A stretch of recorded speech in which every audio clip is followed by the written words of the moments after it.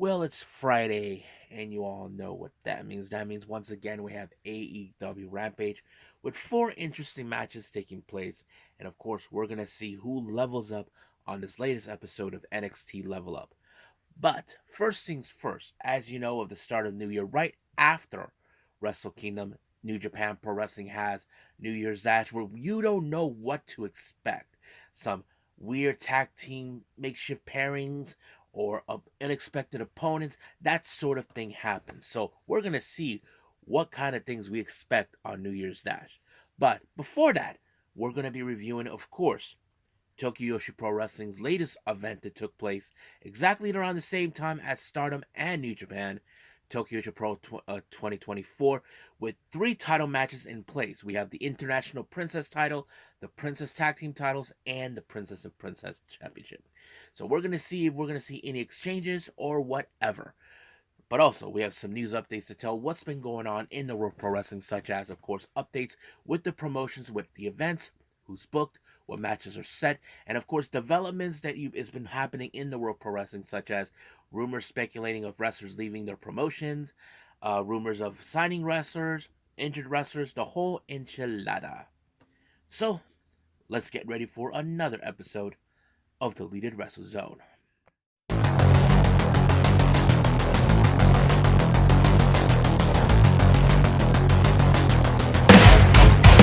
Are you ready?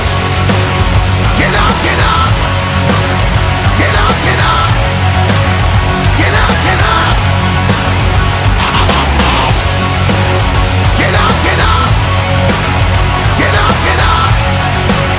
Get up, get up!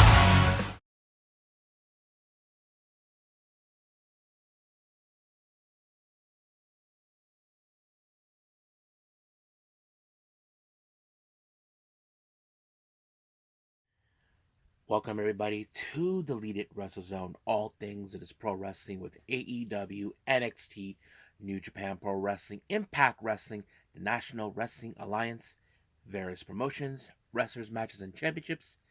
I am your host, J Rod here. So, if you are new to the channel, welcome. This is the channel where we do a lot of pro wrestling reviews from various promotions, not only here in the United States, but also in Japan, Mexico, Canada, Europe, the UK, anywhere where pro wrestling is not as big, but it continues to grow. We also do discussion videos, talk about various topics such as the wrestlers themselves, promotions, factions, storylines, whatever we want to talk about.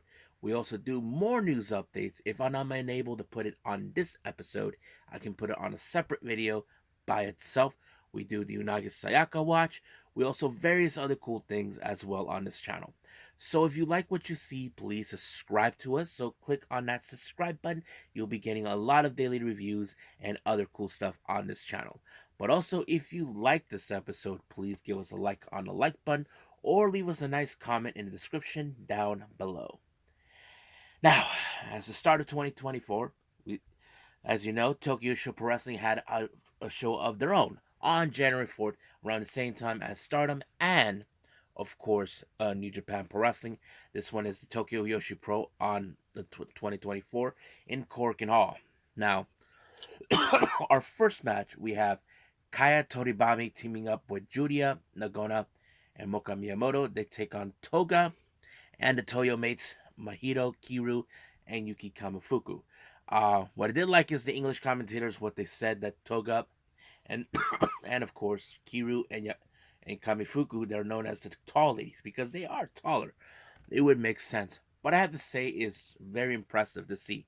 However, it was Yuki Kamifuku who picked up the win with the famous stir onto who was it? Onto Toribami to pick up the win. Now, our next match, we have Haru Kazushiro, Runa Okuba, and of course Imawari. They take on Pam Marijuku, Raku, and Ram Kaicho. Uh, they like to call this between Palm, Raku, and Ram Kaicho a bit of a love triangle. If you guys ever follow this story, let me explain. Raku and Ram Kaicho, well, in reality, in fictional wise, they're married because they actually happen. There was a moment where, of course, Raku was a little disappointed to see Ram because she hasn't seen her for quite some time. But recently, Palm has been hanging out with Raku. It became like a bit of a love triangle in some ways. But no one expected those three would somehow work together. And it was very interesting, their teamwork. Now, as for the other team, well, two of the three, in fact, are rookies. So basically, they have less experience. Imawari, as you know, she has a bit of experience. She's been with Tokyo Joshi Pro Wrestling for almost a year. Ironically, it's already the 1 year anniversary since she first debuted at Tokyo Joshi Pro Wrestling, which is insane. But now Imawari can play senior, but unfortunately it didn't do any well because Raku applied Doctor Yellow on Kaza Shiro. 1, 2, 3. It was over right there. Now our next match, a very interesting one. We have Nao Kakuta taking on Mizuki. Now recently on New Year's Eve, Nao Kakuta, as you know, it was announced that both her and her tag partner Hikari Noah had to relinquish the belts due to Hikari Noah's um, poor health condition. So basically, she's going to be out of action for quite some time. But this was the most devastating thing. Now Kakuta, as you know, for the past months, she has been serving as a tag team specialist with Hikari Noah. I mean, she never had that, how do I say, that moment where she can have a good singles run at all. I mean, not in title wise, but more like how can she will reinvent herself now while her tag partner's out sick. So that's the thing that bothers. But she teams up with a wrestler. Her opponent had a similar situation, and that is Mizuki. Now, if you guys remember clearly, Mizuki and Yuka Sakazaki had that same kind of condition. Yuka Sakazaki was pretty much injured and she had to relinquish the tag belt. So basically, she had to go things on her own. It kind of would make sense that they both have that same kind of, okay, our tag partners were hurt, we had to relinquish the belt. We know Mizuki is doing everything in her power to stand out more now that her tag partner graduated from Tokyo Joshi Pro Wrestling. And I think this will be a helpful thing. But now Kakuta, I have to say, in this match was very impressive. I mean, I know she's not as good as a singles competitor, but she's shown that she can try to reinvent herself as possible. You know, knowing that yes, your tag partner's out, you have to go at it all alone for a while until she gets back. I have to say she pulled off a really good match, but unfortunately, Mizuki applied the cutie special, and that picked up a very good win on her. I'm sure now Kakuta will have a good win. However, you should know she will be here in the States on January 6th for MLW. So that you probably keep an eye out. She'll be facing against Moka Miyamoto in that match. Now, a very interesting match called the New Year Make Your Dream Come True Druma match. Now, this is not your typical normal match. This is not a match where you get submitted or a pinfall or countout. These two actually hold on a second. Okay, as I said before, this match was, how do I say this? A very not unusual, but these two always, every single time, get at each other's throats, even though they're tag partners. We're talking about Shoko Nakajima and Hyper Misao. These two do the most wackiest matches you ever get to see on January 4th. Yes, I've seen it multiple times. Now, this one, the idea, no submission, no pinfall, no countout. The idea is you got to go up a ladder and get this little thing called like a druma and draw something in the eye. Now, it may sound easy from your perspective, but it's kind of like your typical ladder match, if you know what I mean. However, Hyper Misao brought her new Hyper Misao bike mobile to help out. Shoko Nakajima brought in action figures of kaijus, such as Godzilla figures. I thought it was so hilarious. But nonetheless, Noko Nakajima took out Hyper Misao and picked up the win.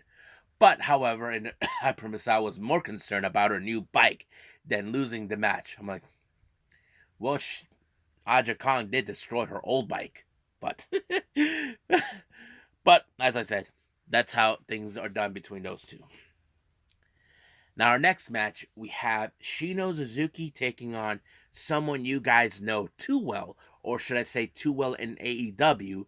We're talking about the first ever women's champion in AEW, Riho. That's right, Riho made her return to Japan and facing off against Shino Suzuki, but Riho comes out with a much darker outfit with pink on it.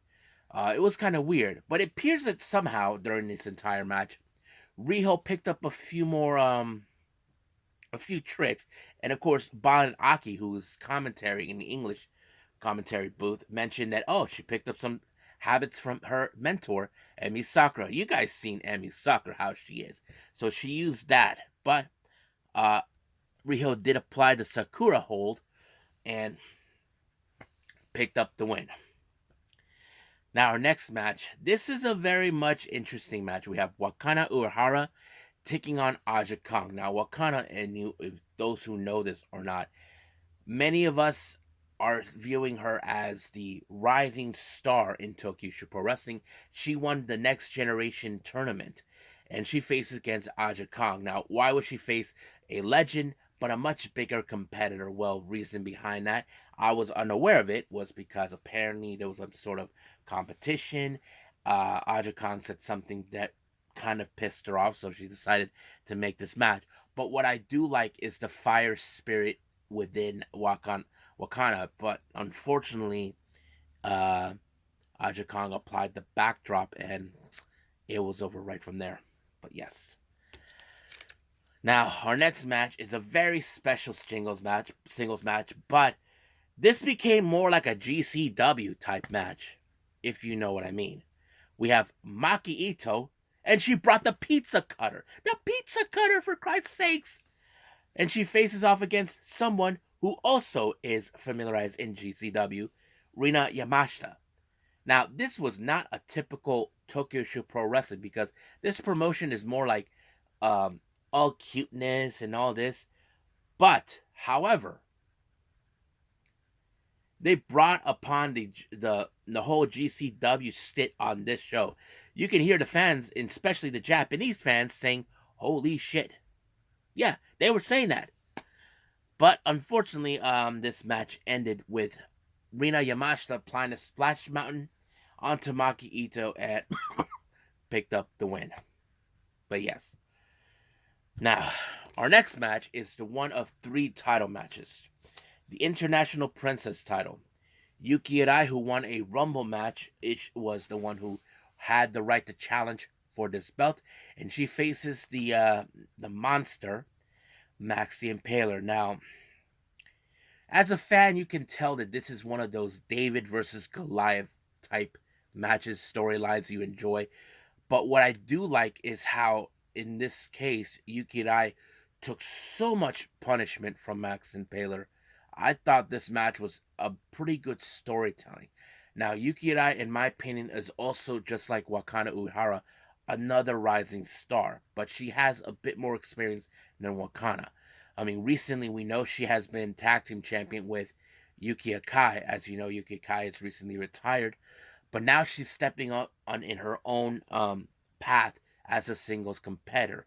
And I was not too sure how this was going to go, but she picked up a great win when she pulled off the finale onto Max the Impaler and become our brand new International Princess Champion. I was like, wow. And this is what also thought of me now. Yuki Arai is now a champion of two championships. She was previously a tag team champion, now International Princess Champion. But if she makes the decision to go up to the top for the Princess title, she could potentially become a Triple Crown champion. We already have one that's been established, and that's Rika Tatsumi. That is one of those that we have seen so far. There are others I mentioned in the past that are seen like on the verge of that. But fortunately, one of them has been pulled off from that, and that is Yuka Sakazaki. Reason you probably ask me why. Well, she's been tag team champion and the Princess champion, but she's never been international princess champion. But fortunately, that's never going to happen. Now, our next match is the princess tag team titles that are vacant. Now, as I mentioned before, now Kakuta and Hikari Noa had to relinquish the belts due to poor health conditions with Hikari Noa. However, three teams have been chosen to be part of it, and one of them is Daisy Monkey, who I personally feel they are becoming a much stronger and well-established tag team versus a team that has been tag team champions before, Daydream, Miyu Watanabe, and Rika Tatsumi, against a makeshift team, and this one was a very interesting one to me. You have Yuki Aino, Aino, who I know personally she has been tag team champion with her sister Nodaka Temna, who retired about 2 years ago or so, 2 or 3 years ago.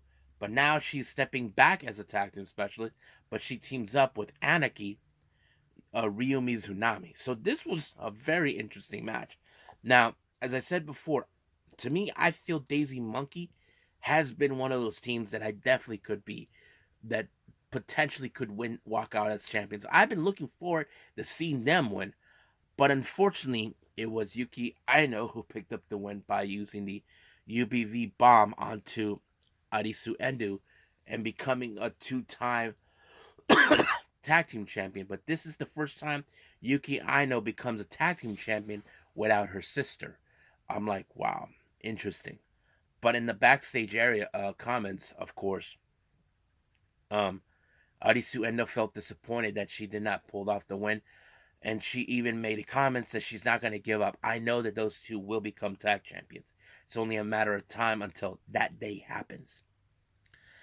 Now, our next match is the Princess of Princess Championship. We have Masha Slamovich versus the Pink Striker Miyu Yamashita.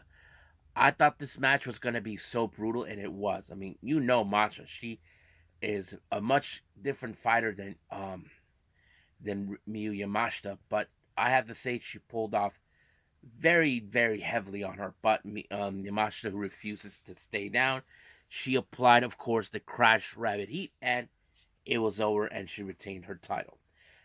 So, however, I thought it was a pretty good show, pretty good start for Tokyo Joshi Pro Wrestling. But there is another show that will come out, that came out or is going to come out.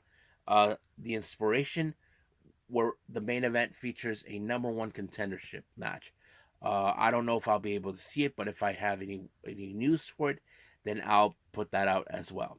So I think that's pretty much it with Tokyo Joshi Pro Wrestling. So let's go to New Year's Dash.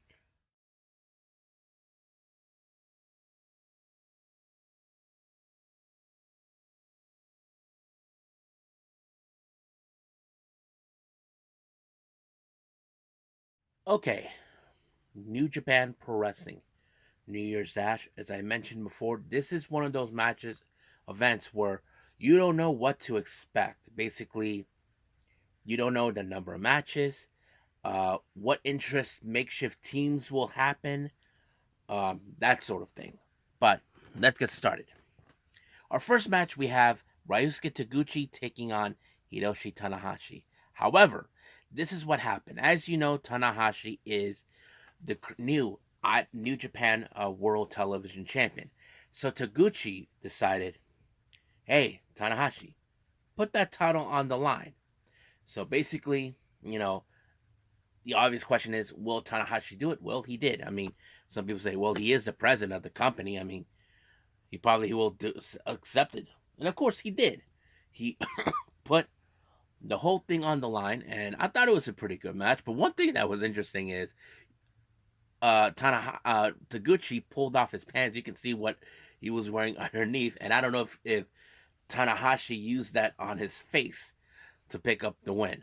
So I thought it was interesting, but nonetheless, Tanahashi retained the belt. However, apparently in the post match, we received a video package from Bro. That's right, Matt Riddle laid down the challenge on Tanahashi. Of course, Tanahashi accepted the challenge, but he said, I don't even know who he is. I guess I have to do some research. So, yeah. So, that's going to be interesting to see. So, I'm looking forward to that. Oh, excuse me. Our next match, we have Ryohei Oiwa and Kaito Kiyomiya taking on Bishiman. I thought this match was pretty good. I mean, we know that Ryohei Oiwa and is, of course, on excursion with Noah, domestic, and of course, Kiyomiya is trying to get more fan base into the Noah bandwagon, but they're facing one of the a three-time World Tag League winners, and of course, a very strong, stable tag team, and of course, Bishiman played out pretty well. They did apply the Shoto onto Oiwa, but Oiwa was pinned by none of the Goto. I'm sure that sooner or later we will see Bishiman, of course, get back on the title hunt. It's only a matter of time until that happens. Now, our next match, we have the Young Bloods, Yuto Nakashima and Oscar Lobe taking on GODs, Hikuleo and El Fantasmo. But what's interesting, it was announced that this was Oscar Lobe and Nakashima's send-off match, meaning that they will be on excursion together. They requested they want to go on excursion together as a tag team. And this was, I don't know if this is rare for any young lions who rather take their excursion together as a tag team. We know they go different places. I mean, look, we saw Shota Umino. He went to the UK for Rev Pro. We know that same thing happened with Yoda Tsuji. Yuya Uemura and Ren Narita went to LA. Master Wato himself went to, of course, Mexico. That sort of thing. But it was very interesting that that happened. But I have to say, this also put both Nakashima and Lobe into the test against, of course, double crown tag team champions God, and I thought it was a pretty good match. However, what's their name? Apparently, they ended up both Lobe and Nakashima ended up on the wrong side of the Super Thunder Kiss, not 87, and it was over right from there. But of course, in the end, God gave both Nakashima and Lobe their moment, to say goodbye to their friend, to the fan base, because they'll be on excursion. However, when things were calming down, God were viciously attacked by none other than someone that they both know all too well. We're talking about Chase Owens. So now it appears that he's hunting them down for the tag titles, and he wants those tag titles to be defended at battle at the Valley in San Jose in I think February. Yeah, in February. However, his tag partner is someone that, of course, El Fantasmo knows too well, and that is Kenta. So you can say that Kenta is El Fantasmo's kryptonite. I mean, we know he had faced him before and beat him, but in a tag team setting, this is one of those things where now his emotions will be not clouded, but more like, I can't believe this is happening again. I thought I was done with him. That sort of thing. But we'll see. Now, our next match, we have a very interesting 12-man tag match. Shota Umino, he teams up with Master Wato, El Desperado, and GBH, and of course, our new and current never openweight champion, Tama Tonga. And they face the full force of House of Torture. Now, you probably would have assumed that this match would have fallen in favor of the House of Torture because of their dirty tactics. Well, not this time, because the spoiler, Dick, ended up on the wrong side of the Death Rider. But however, there's still some interesting going on. Kanemaru has issued a challenge. Well, Master Wato wanted to challenge Desperado when he won the IWGP Junior Heavyweight title. But of course, Kanemaru and Sho were never going to let that happen, and they attacked them both. So basically, Wato and Despy may not like each other, but they do have a common enemy, and that is the House of Torture. And don't forget, Despy and Kanemaru used to be the IWGP Junior Heavyweight Tag Team Champions.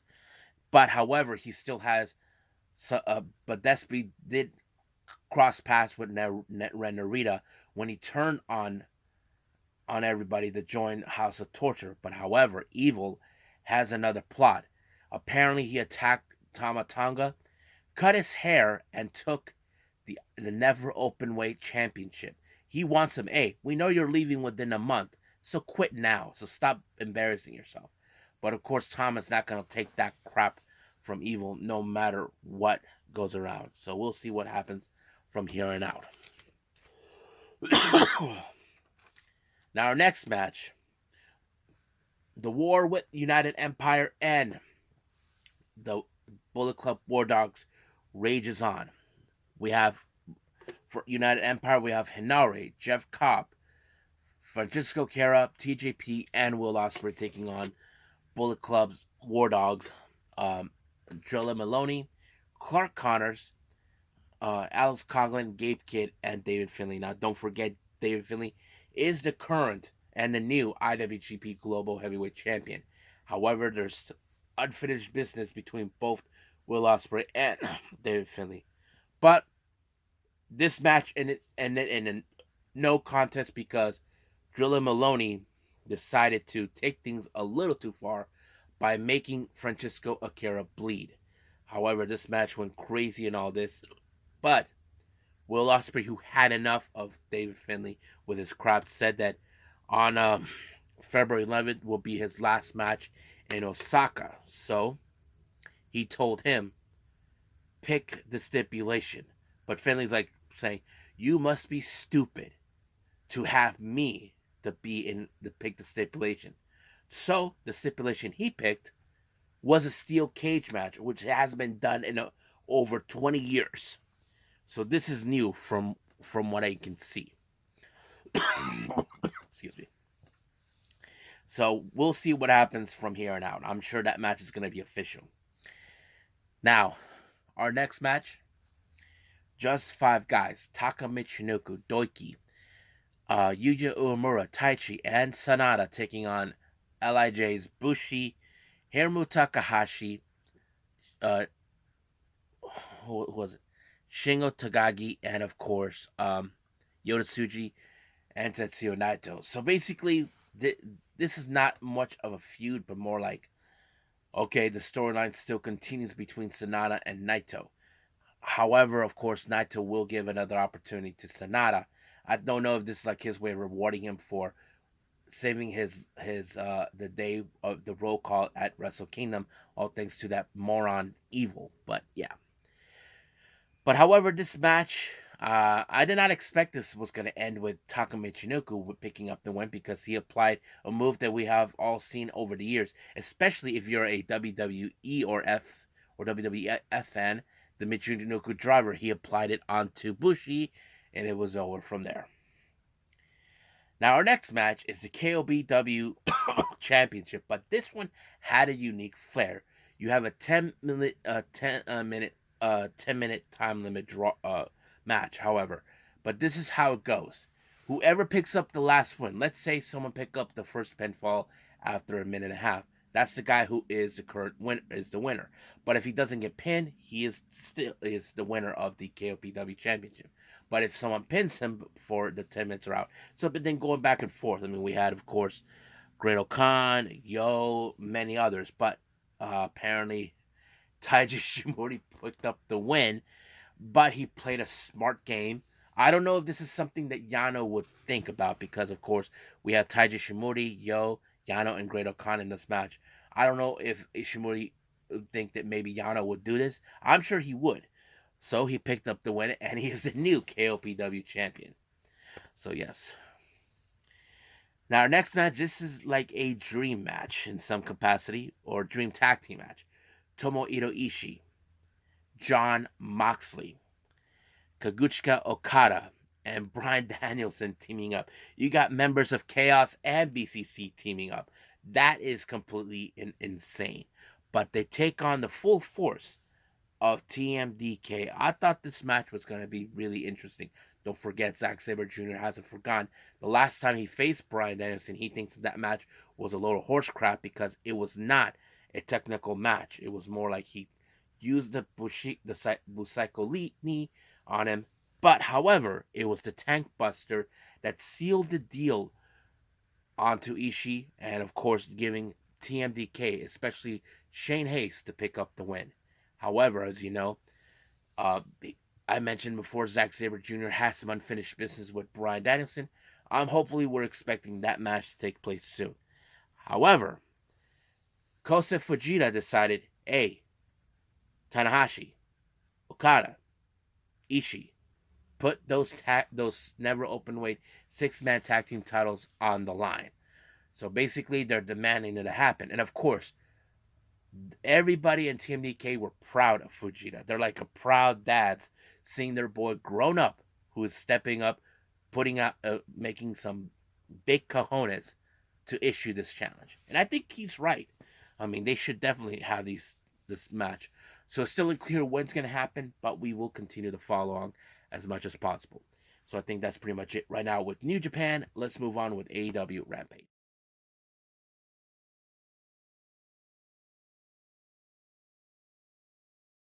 Okay, AEW Rampage.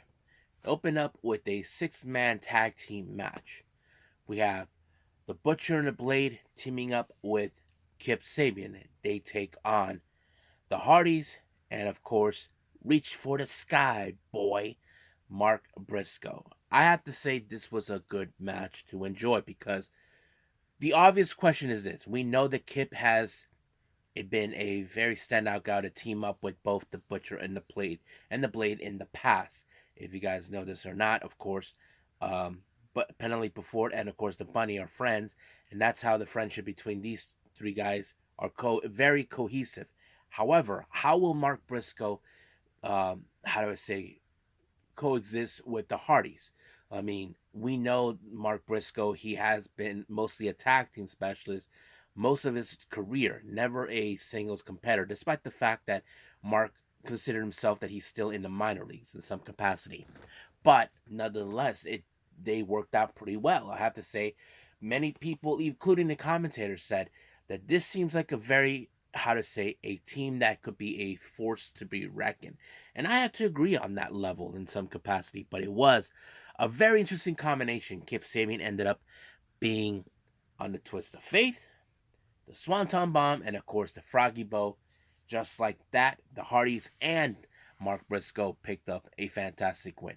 I mean, if I was a betting man, I would like to see these three challenge for the trios belt. That is something we could see. Now, during an interview with Sammy Guevara with Renee Paquette, as you know, he'll be facing in a singles match against Ricky Starks.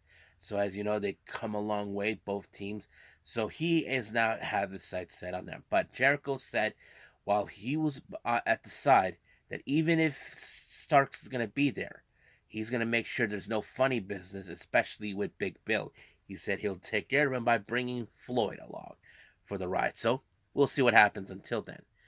Now, Renette does another interview with, this time with Anna Jay. As you know, she'll be facing once again Hikaru Shida, a wrestler she hasn't beaten yet.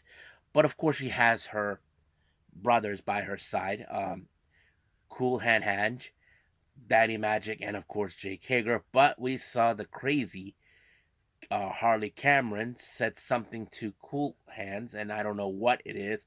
Was rather weird, but yes, weird. Now, before our next tag team match, women's tag match, we have that Weasel Stokely Hathaway once again decided to introduce Chris Sabian and Will Nightingale. I don't know what his deal is, what he's trying to accomplish, but he seems like he's trying to control things. But however, Statlander and Nightingale had to contend with Kennedy Handcastle and Notorious Mimi. I can tell you this match ended with a Dr. Bomb by no, not Dr. Bomb, yeah, a spine buster by Willow onto what's her name? Was it on Mimi, and it was over right from there. However, I don't. But at the end of the match, it seems like Stokely Hathaway. I don't know from what I am observing is that he's trying to do something with Chris Statlander. It's more like he sees something in her, but Statlander has no interest. Will Nagel, we all know how she is, but we don't know what's going on in that storyline. I mean, it seems like he has an interest in Statlander for some reason. But yes. Now, Renee Paquette does another interview, but this time with the Hardys, who had a good, successful win. And of course, they were, well, not unwrapped, but they had a little surprise visit from their proteges, Private Party. Now they're reunited. And of course, they're telling him, you took initiative. You called us out. You called every tag team. I'm proud of you guys. So basically, it's more like they're not mad. It's more like they're saying it's time to you guys to, how to say, spread your wings and fly. I don't know if if Private Party thought they would be angry. No, I feel like maybe they're trying to show them, look, we're proud of you. You guys are growing up. So let's see what you do on your own. Now our next our next match, we have Anna Jay versus Hikaru Shida. Of course, I mentioned this before. Hikaru Shida defeated Anna Jay on multiple occasions. Anna Jay has been unsuccessful in defeating her, but I can tell you that this match ended with Shida first applying the katana, and it was over right from there. Now it appears there is dissension with the dickwads. Now, those who don't know, I've been referring Sanjay Dutt, Jay Lethal, Jeff Jarrett, his wife Karen, and Satnam Singh as the dickwads because they keep interfering in other people's matches and getting involved in things that should have been. But recently, it appears things are falling apart with all of them. It appears that Sanjay Dutt is trying to get everybody back on track. However, Jay Lethal seems like he has issues towards Jarrett and Jarrett towards Lethal, so things could explode between both guys. It's only a matter of time until something happens. Now, our next match, which is our main event, is the Ring of Honor Pure title. Commander, as a challenger, takes on Wheeler Yuta. But you can tell that Wheeler Yuta applied a lot of submission, and not to mention forced Commander to give up, to use all three of his rope breaks. He didn't even break a sweat until he applied his submission move and retained the belt. So the obvious question, who will be the one to dethrone him? Well, that's only a matter of time until that happens. So I think that's pretty much it right now with AEW Rampage. I believe it's time for NXT Level Up.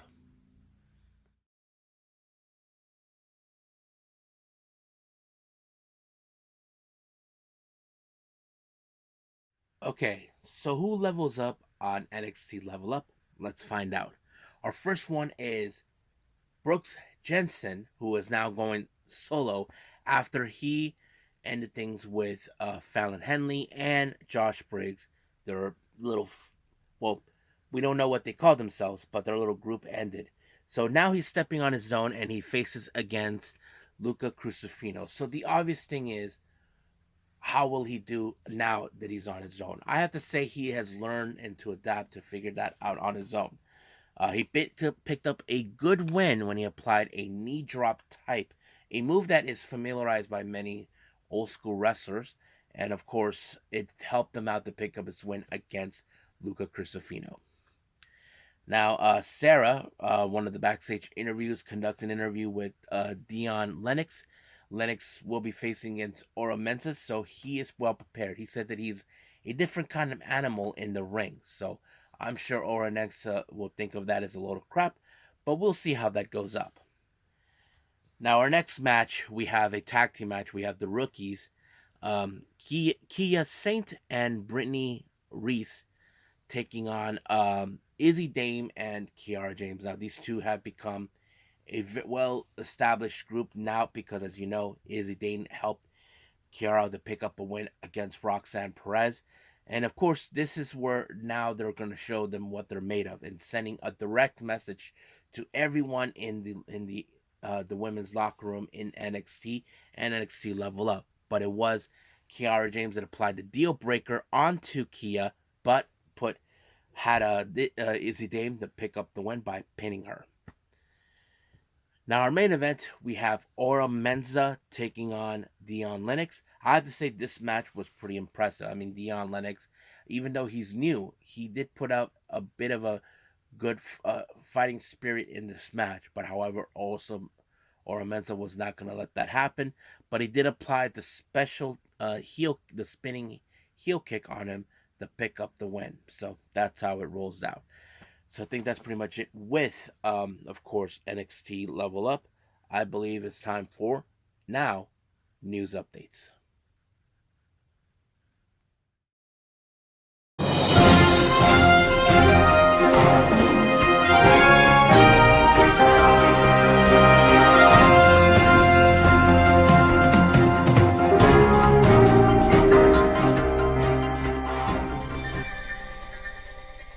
Right, so welcome to our news updates. First things first, let's begin with the updates with promotions on their upcoming events. TNA, as you know, is still continuing to announce competitors for the Knockouts Ultimate X match at Hard to Kill on 13th of January. Now they added Alicia Edwards into the mix.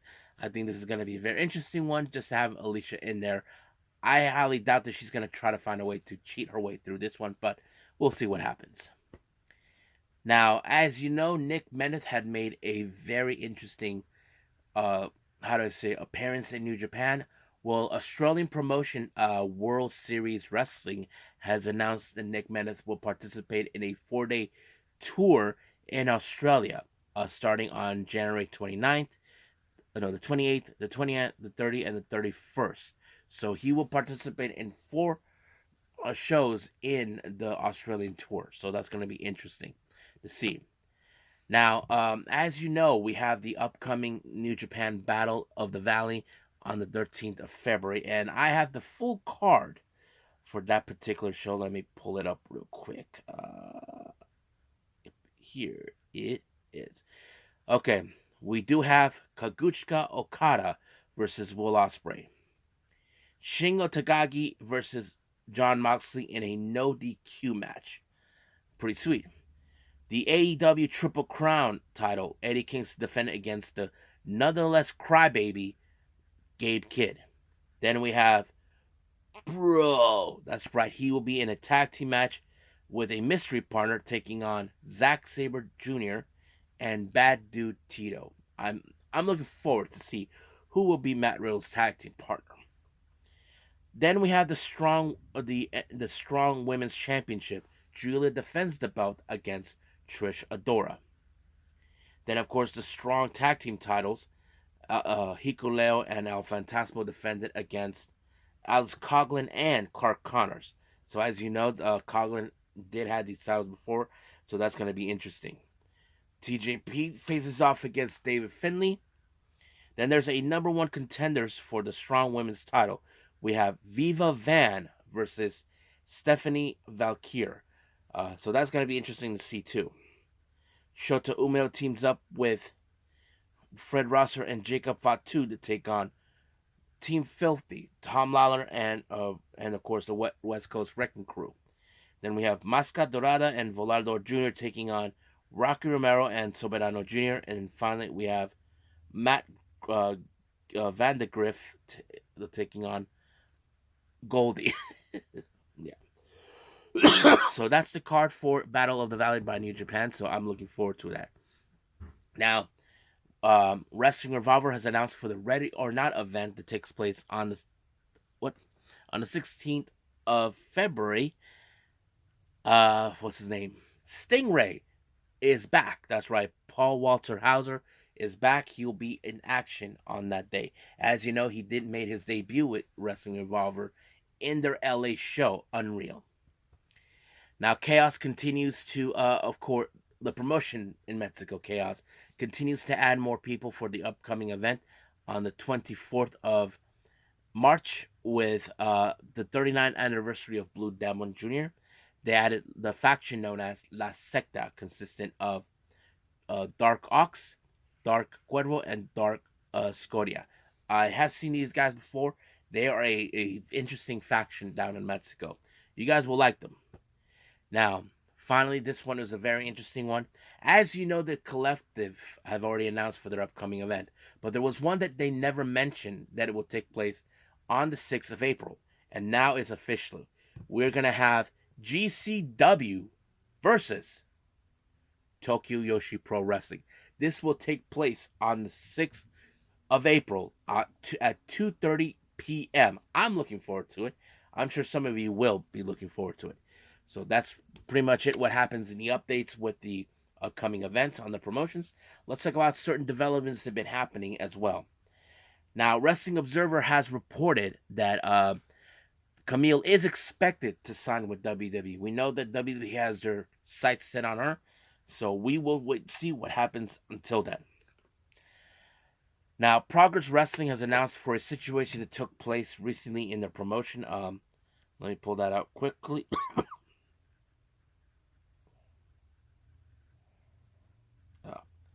Hold on a second.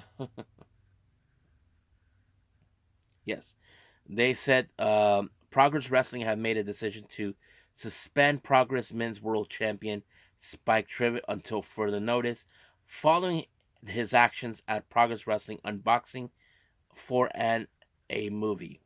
So Spike Trivet will therefore no longer be appearing at Progress Wrestling at Chapter 162 Light of the Dragon on Sunday, January 28th.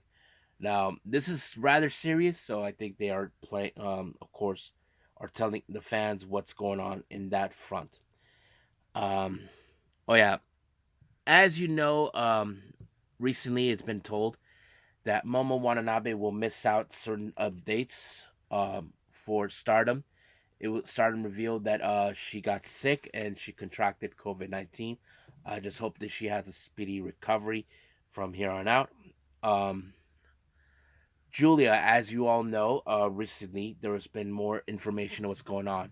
As you know, there was a reason why she disbanded Donna Demondo, DDM. It turns out that she did not renew her contract with Stardom or New Japan, so basically that's the reasons.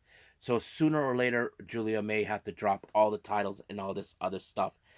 But however, some interesting developments are saying, um, they're saying that she's gonna take a break because she wanted to study English from that. I know she's not that very good, from my understanding, but Sean Rassap got a hold of some sources, like W sources, to ask about how is her English. Of course, we have seen many wrestlers, especially when they're not in their native country, they have to learn a separate language. And this is what Sean Rapp said. He says, Julia's English is better than comprehension we've seen out of many native speakers.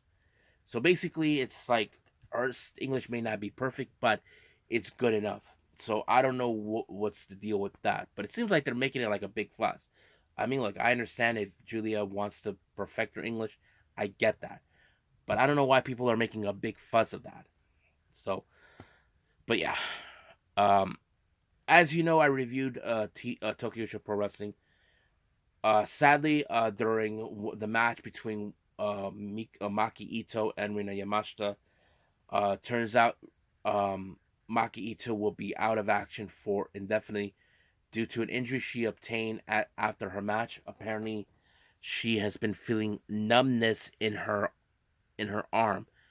Apparently, she will go for an MRI, and doctors recommended her to get some rest and treatment. So she'll be back whenever she can. Her recovery is up. Will be her time in return is up to her recovering. GCW just recently announced that due to what happened to Maki Itoh, she won't be appearing in the upcoming event, which is sad. But right now, her health is a priority, from we can tell. Now, our final development here. This one's a very interesting one. Now, there's been a lot of conflicting reports towards Mercedes Mone. There are people saying Mercedes Mone is expected to sign with AEW. Others saying they're expected to her return to WWE. So there's a lot of substantial rumors. Now, we know that Mercedes Mone, upon reports, she's been talking to both sides. Like AEW, the deal didn't go through. Uh, Same thing happened with WWE. But PW Insider report this. Let me pull it up for everyone. What they said. This is from what Wrestle Purist reported from PW Insider. An AEW source reached out to say that the company had absolutely been in contact with Mercedes Mone and said, "You think we are crazy in the hunt? You are crazy." And of course, Wrestling Observer even had different things. This is what one report coming from Wrestling Pure from what the other rumors that Mercedes Mone would be starting in AEW shortly. The one thing we heard is that she was in talks with WWE and they were far apart on money. Some in WWE speculate that she could be a Punk situation where everyone denies it to lead to a Rumble surprise.